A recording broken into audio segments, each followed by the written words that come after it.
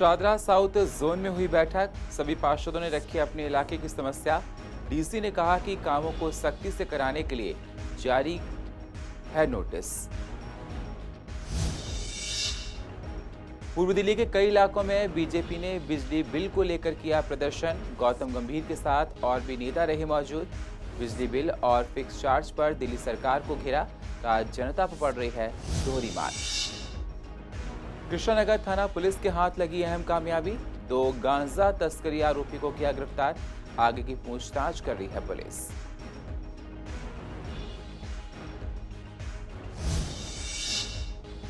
Petrol और diesel के दामों में हो रहा है इजाफा, दाम बढ़ने से जनता हो रही है परेशान। सरकार बढ़ते हुए दामों को रोके।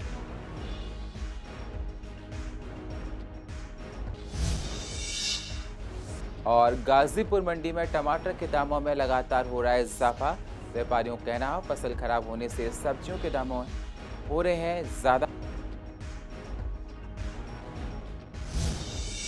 नमस्कार, स्वागत है आप सभी का सीसीएन में और आप देख रहे हैं पूर्व दिल्ली खास। अब होते हैं रूबरू पूर्व दिल्ली की अहम खबरों के साथ। शादरा साउथ जोन की चेयरमैन बनने के बाद भावना मलिक ने जोन में पहली बैठक बुलाई, जिसमें सभी पार्षदों ने हिस्सा लिया और अपने अपने क्षेत्र में हो रही परेशानियों को लेकर अपनी बात रखी। ये एक जनरल मीटिंग थी। पार्षदों ने कहा कि कई इलाकों में बिल्डिंग वालों से उगाही की जाती है, हाउस टैक्स को लेकर भी काम आ रहे, जी हाँ कम आ रहे रेवेन्यू को लेकर बात कही गई। बहुत से क्षेत्र में लाइटें ठीक न होने पर भी लोगों की परेशानियों को लेकर बात रखी गई। पार्षदों ने कहा कि बहुत से विभाग में भ्रष्टाचार चरम पर है, इस पर सख्त कार्रवाई होनी चाहिए। इसी पर डीसी का कहना है कि हमने नोटिस जारी कर दिया है, जो गलत करेगा उस पर सख्त कार्रवाई की जाएगी। बहुत सी बिल्डिंगें बन रही, बड़ी बड़ी जो बिल्डिंगें हैं उनको बुक भी नहीं किया गया। छोटे मकान जो 30 गज 40 गज 50 गज के जो मकान बन रहे हैं उन मकानों को तोड़ा जाता है, उन पे एक्शन लिया जाता है। एक मकान का मैंने नंबर अपने डीसी साहब को दिया था, डीसी साहब को 4 बार कहने के बाद उस पर थोड़ा सा एक्शन हुआ है। कभी पुलिस नहीं है, पुलिस वालों को ये सब जो खेल है सब बिल्डिंग वालों को मालूम है। डेली यहाँ पे लेन देन होता है, डेली यहाँ पैसा बढ़ता है आपस में। इन सब पे एक्शन क्यों नहीं है? जेई मिले हुए आप, मैंने कहने के बाद भी एक्शन नहीं होता। और जिन पर छोटे छोटे बेचारे गिरे हुए धोबी के मकान पे एक्शन ले लिया, एक सब्जी बेचने वाला एक कमरा बना उस पर एक्शन ले लिया, कोई अपना मकान पे प्लस्तर करवाता है झड़ गया प्लस्तर उस पर पहुंच जाते हैं, कोई थोड़ा छज्जा ठीक करा उस पर पहुंच जाते हैं। लेकिन मैं आपको दावे के साथ सबूत के साथ ये बता सकता हूँ, बिल्डिंग बन गई, साल हो गया, 1.5 साल हो गया, लेकिन उन पर एक्शन नहीं। मेंबर्स स्टैंडिंग कमेटी में ये बहुत सीरियसली डिस्कस हुई थी। उसी के बाद हमारे इंजीनियरिंग चीफ ने एक ऑर्डर इशू किया है अभी। उसके बेसिस पे कोई भी इलाका में घूमना नहीं चाहिए। ऐसे घूमेंगे तो जेई के ऊपर एक्शन होगा। वो ऑर्डर आ गया हमारे पास, सर्वे होगा, सर्वे में कितने भी हमारे तरह से कंस्ट्रक्शन कुछ भी नोटिस हो जाएगा उसके ऊपर तुरंत एक्शन होगी, क्योंकि सर्वे के बेसिस में हम कंटिन्यूस एक्शन लेते जाएंगे। कभी भी जाके देख लो, ऑफिसर्स वहाँ बैठकर सिर्फ हाउस टैक्स दफ्तर में ही सारा दिन मिलते हैं। उनकी तरफ से क्या प्रचार हो रहा है, कोई पैम्फलेट बढ़ रहे हैं, कोई मियादी की जाती है, क्योंकि जब रेवेन्यू नहीं होगा हमारे पास तो हम सैलरी और बाकी चीज़ें कैसे देंगे। इसके लिए हर साल हमारे पार्षद पूरी मेहनत करके कैंप लगाकर जनता की सेवा करके कैंप से यहाँ पर रेवेन्यू देते हैं। अधिकारी को क्या रोल होता है? जवाब दें अधिकारी की अभी तक उनकी क्या प्लानिंग है 31 जुलाई तक, वो कितना टारगेट उन्होंने लिया हुआ है। अगर हमें कोई व्यवस्था बनानी है तो हमें उसके लिए कुछ नियम लागू करने पड़ेंगे। तो मैंने उनसे कहा था कि आप लोग सब लोग अपने अपने काउंसलर्स को ज़रूर फ़ोन करेंगे। मैं यही पूछना चाहती हूँ और आप सबके संज्ञान में लाना चाहती हूँ, और यहाँ सबके सामने ये क्लियर हो जाएगा कि कितने लोगों को उन्होंने फ़ोन किया, ताकि आज ही ये मैसेज क्लियरली चला जाए कि अगर एक बात कही गई तो उसका इम्प्लीमेंटेशन हुआ। दिल्ली में बिजली बिल के विरोध में बीजेपी ने दिल्ली की 70 विधानसभा में विरोध प्रदर्शन किया। बीजेपी के शीर्ष नेताओं ने अलग अलग प्रदर्शन में हिस्सा लिया। पूर्व दिल्ली से बीजेपी सांसद क्रिकेटर गौतम गंभीर राधू पैलेस बिजली दफ्तर पहुंचे और कार्यकर्ताओं और बीजेपी निगम पार्षदों के साथ प्रदर्शन में हिस्सा लिया और दिल्ली के मुख्यमंत्री अरविंद केजरीवाल पर जमकर बरसे। वहीं फिक्स चार्ज के नाम पर दिल्ली में केजरीवाल सरकार और बिजली कंपनियों के द्वारा इस कोरोना महामारी में भी गरीब जनता के साथ जो लूट का किया जा रहा है उसके खिलाफ गांधीनगर विधानसभा के कांतिनगर वार्ड 26C के बिजली दफ्तर पर प्रदर्शन किया गया और केजरीवाल सरकार के खिलाफ हल्ला बोला गया। देखिए, लॉकडाउन में वो सरकार जो लोगों को बिजली मुफ्त में देने की बात करती थी, वो फिक्स चार्ज नहीं माफ़ कर सकती। ये बहुत दुख का विषय है, क्योंकि किसी का काम हुआ नहीं, किसी का फैक्ट्री चल नहीं रहा है, किसी का दुकान नहीं चल रहा है, तो ऐसे में फिक्स चार्ज लेने का कोई औचित्य नहीं बनता है।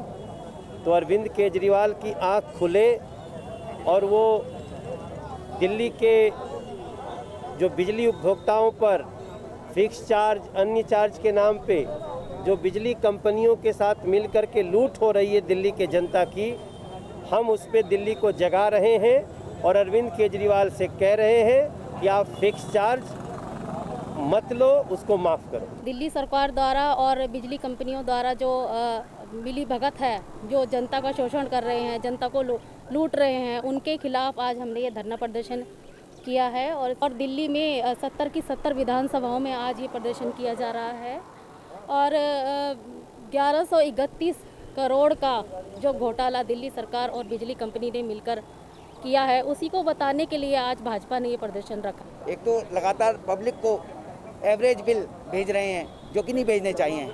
जब आप एक तरफ जनता को कहते हैं कि हम फ्री बिजली आपको देंगे, दूसरी तरफ आप कंपनियों के साथ मनमानी करके घोटाले कर रहे हैं। और जिस तरह से इन्होंने फिक्स चार्ज के नाम पर हजारों करोड़ रुपए का घोटाला इन्होंने किया है। डिमांड है 6500 मेगावाट की पूरी दिल्ली की, लेकिन जो डिमांड के हिसाब से जो फिक्स चार्ज देते हैं ये 20,000 मेगावाट के देते हैं। एक तो ये बड़ा घोटाला है। दूसरी बात, जो मनमानी कंपनियों ने की है, अलग अलग मदों में जो पैसा इकट्ठा हुआ है, लगभग वो 1131 करोड़ से ज़्यादा का पैसा है, वो इन्होंने गायब कर दिया। एक तरफ केजरीवाल जी जब सरकार में आने से पहले कहते थे कि हम शीला जी को अंदर जेल में भेजेंगे, FIR करेंगे, हम फ्री ऑफ कॉस्ट बिजली देंगे, जनता को 24 घंटे बिजली देंगे, लेकिन ये सिर्फ सत्ता में आने तक था।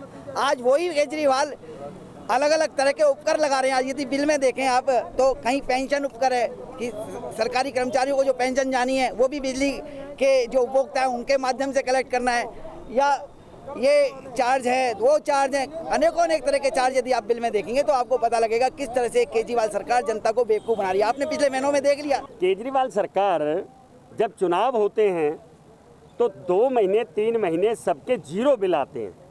जैसे चुनाव हो जाते हैं, कोरोना होता है, तो कोरोना में एक तरफ कहते हैं किराएदारों से किराया मत लो, दूसरी तरफ कहते हैं एम्प्लॉइयों को तनख्वाह दो। तो आपने केजरीवाल जी क्या किया, आपको भी 3 महीने के बिल माफ़ करने चाहिए थे। लेकिन अभी जो कहते थे कि शीला की जांच करवाएंगे, बिजली कंपनियों की CAG से जांच करवाऊंगा, आज कहाँ गई वो जांच? 1131 करोड़ रुपए का घोटाला इसने बिजली कंपनियों के साथ मिली भगत से किया है। और हम कहते हैं चाहे अडानी हो, अंबानी हो, बिजली कंपनियों की जांच होनी चाहिए। तब से केजरीवाल जी ने अपनी जनता को एक बार फिर से लुभाने के लिए कहा कि किराएदारों से किराया ना लिया जाए, ठीक है। लेकिन लॉकडाउन के समय में जब किसी का व्यवसाय नहीं चल रहा था, वहाँ पर जो फैक्ट्रीज बंद पड़ी थी, जहाँ पे कोई व्यक्ति नहीं था, वहाँ भी बिजली के बिल जनरेट किए गए। एक बात बताइए, जब किसी फैक्ट्री को कमाई नहीं हो रही तो वो बिजली का बिल कैसे देगा? सिर्फ किराएदारों का किराया माफ़ करने से ही केजरीवाल इस सत्ता पे नहीं बैठे थे। उन्होंने पूरी दिल्ली से वोट मांगा था बिजली पानी फ्री करने की बात को लेकर।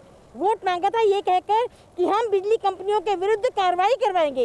ये कहकर वोट मांगा था कि शीला जी ने इतना बड़ा घोटाला किया है, बिजली कंपनी को प्राइवेटाइज किया, हम उनको भी जेल पहुंचाएंगे।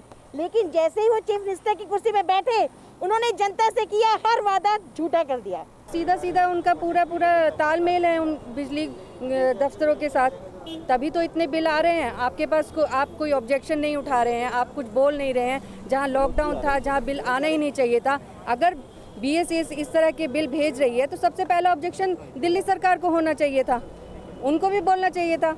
तो कंपनियों का तो सीधा उनके साथ तालमेल है, घोटाले हैं, सब बहुत बड़े घोटाले। यहाँ पर थे मनोज तिवारी जी, जिन्होंने जिक्र किया है कि बिजली के बिलों को लेकर और खासकर उन फिक्स चार्जों को लेकर यहाँ पर धरने किए जा रहे हैं BSS दफ्तर के बाहर। और ये धरना सिर्फ एक जगह नहीं बल्कि हर विधानसभा क्षेत्र में किया जा रहा है, जिसको लेकर केजरीवाल सरकार और केजरीवाल को घेरने की बातें जो हैं वो निकल कर आ रही हैं। फिलहाल आपको बता दें, एक तो कोरोना काल चल रहा है और दूसरी मार जो पड़ रही है जनता पर वो फिक्स चार्ज की, बिजली के बढ़ते हुए बिलों की पड़ रही है। कैमरा पर्सन मोहित के साथ मैं वंदना कश्यप, कैन CCN। दिल्ली प्रदेश कांग्रेस अध्यक्ष चौधरी अनिल कुमार ने ईस्ट लक्ष्मी मार्केट का दौरा किया, जहां 56 से अधिक गरीब लोगों के मकान तोड़ दिए गए थे।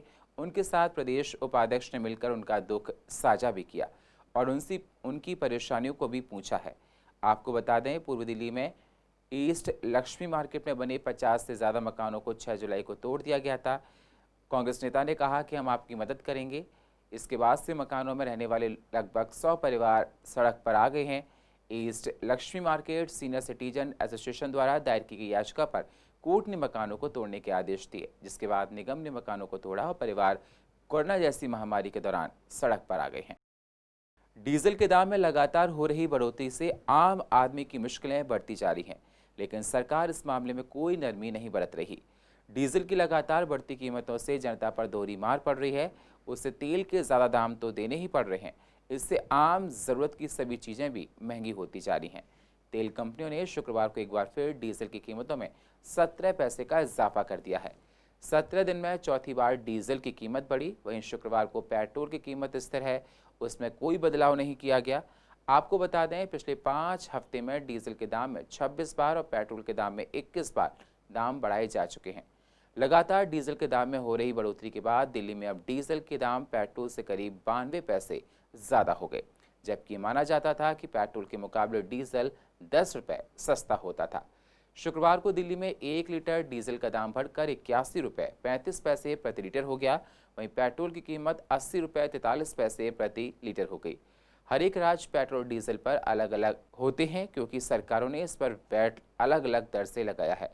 लोगों ने सरकार के खिलाफ गुस्सा भी जाहिर किया है।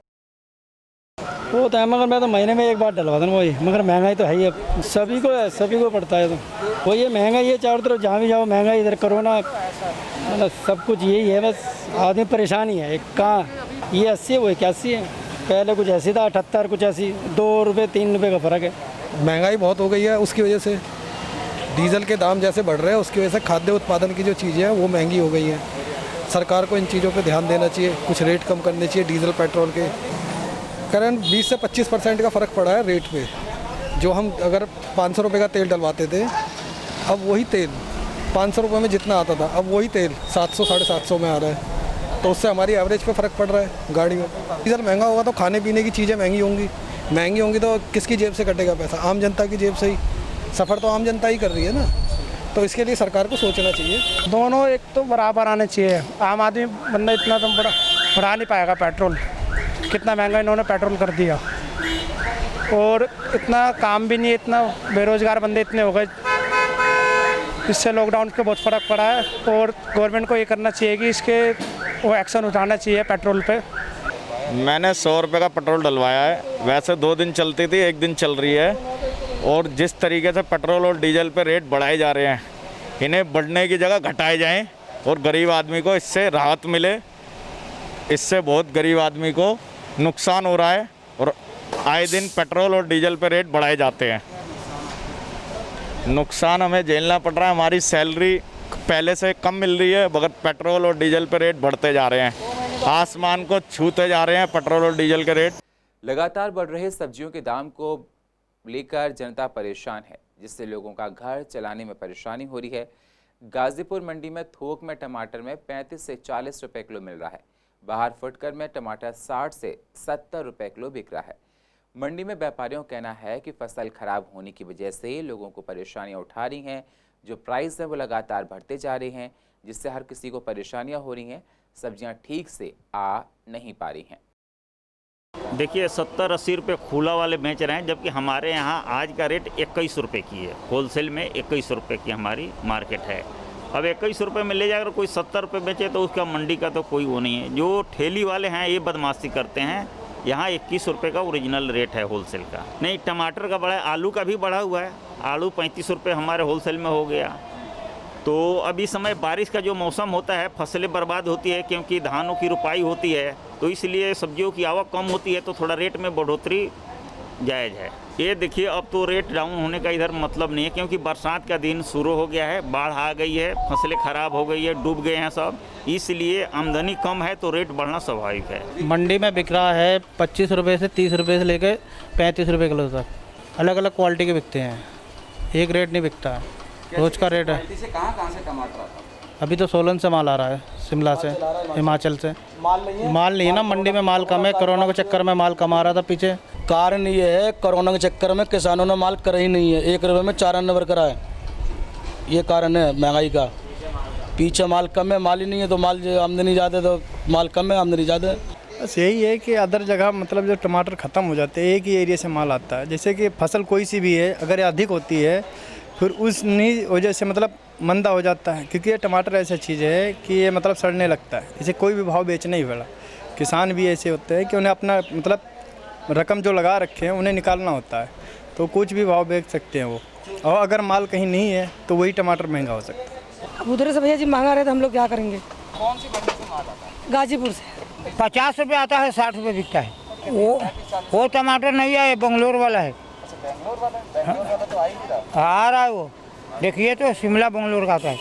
देखो भैया बात ऐसी है कि कोई भी चीज़ महंगी होती है ना, सबसे पहले रीज़न होता है ट्रांसपोर्टिंग का, ठीक है, माल को लाने में। फिर दूसरी बात एक ये होती है कि जो स्टार्टिंग का जो होता है ना, माल जब आता है तो वो थोड़ा सस्ता हो जाता है, ज़्यादा तादाद में होता है, तो जब उसकी तादाद कम हो जाती है तो ऑटोमेटिकली महंगा हो जाता है। इसमें तो कोई दो बात रखनी नहीं है। कृष्णानगर पुलिस को अहम कामयाबी हाथ लगी है। पुलिस ने 2 गांजे तस्कर को गिरफ्तार किया है। पुलिस ने इनके पास से 2 किलो से ज्यादा का गांजा बरामद किया है। ये लोग दिल्ली के बाहर से गांजा को लाया करते थे। पकड़े गए तस्कर का नाम दीपक है, जिसकी उम्र 24 साल है और वो गोंडली गांव में रहता था। दूसरे का नाम भीम है, जो कि नेपाल का निवासी है। फिलहाल पुलिस ने दोनों को कब्जे में लेकर आगे की जांच शुरू कर दी है। सर मैं नहीं देखता था, मैं काम करता था सर, वहाँ पे नौकरी करता था, काम धंधा था नहीं सर। अभी थोड़े दिन बाद काम पे लगा था सर, छोटे छोटे बच्चे सर, आइंदा नहीं करूँगा सर मैं। बाकी सर गलती हो गई सर, माफ़ कर दो। मैं 100 रुपये की जाती थी सर, 150 रुपये की सर ज़्यादा जाती थी सर, लेकिन सर कहाँ से लाते थे? मजबूर थे सर, वो बताते थे सर वहाँ पे, मेरे को तो पता 1-2 बार ले गए थे सर।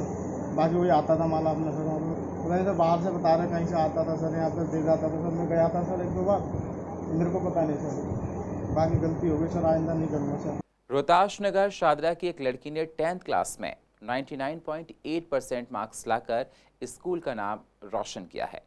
श्रेया नाम की लड़की से मनोज तिवारी भी मिलने उनके घर पहुंचे और लड़की की तारीफ भी की और उनको रेडियो गिफ्ट किया है। श्रेया ने सभी का शुक्रिया अदा किया। उन सभी लोगों का शुक्रिया अदा किया है श्रेया ने, जिन्होंने उनका सपोर्ट किया। अपने टीचर्स, पेरेंट्स और सभी फ्रेंड्स का शुक्रिया अदा किया है। एक्चुअली हम सभी इतने गौरवान्वित फील कर रहे हैं कि उसको शब्दों में नहीं समय बता सकते।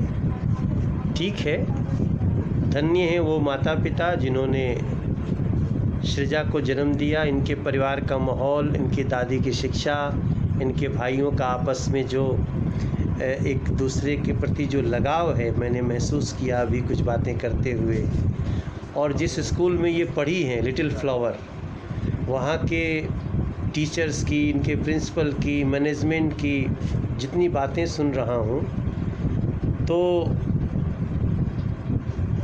सृजा छाबड़ा के अब तक के इस उपलब्धि को सैल्यूट करना पड़ेगा किसी को। और वो पूरे वातावरण को जहाँ से निकल के आई है, हम उसके घर में खड़े हैं और एक मिडिल क्लास फैमिली है, लेकिन ये कहीं न कहीं बता रहा है कि जब बच्चों की अपनी लगन हो, उड़ान हो, तो बहुत ऊपर जा सकती है। और आज 99.8% नंबर। अब जो छोटी मोटी इसकी ख्वाहिशें हैं, उसको अभी हम पुरस्कार स्वरूप पूरा करेंगे। हम इनकी मन की कुछ बात है, उसको पूरा करके 1 हफ्ते में फिर आपसे बात करेंगे। जी, मेरे को बहुत खुशी है आज इन्होंने मेरे से बात करी, मुझे एक गिफ्ट भी दिया। और मैं बस ये चाहती हूँ, मैंने इनके सामने एक अपनी ख्वाहिश रखी है कि मुझे प्राइम मिनिस्टर जी से मिलना है और मुझे पूरी उम्मीद है कि ये मिलाएंगे। सबसे पहले तो सपोर्ट मेरे माता पिता का था। जितनी भी टीचर्स हैं, प्रिंसिपल मैम हैं, सब ने बहुत सपोर्ट किया मेरे को। और पूर्व दिल्ली की अधिक जानकारी के लिए आप YouTube पर जाकर CCN को सब्सक्राइब करें और फ्रेश अपडेट लेते रहें। और फिलहाल पूर्व दिल्ली खास में इतना ही। बाकी खबरों के लिए आप बने रहिए CCN के साथ। तब तक के लिए नमस्कार।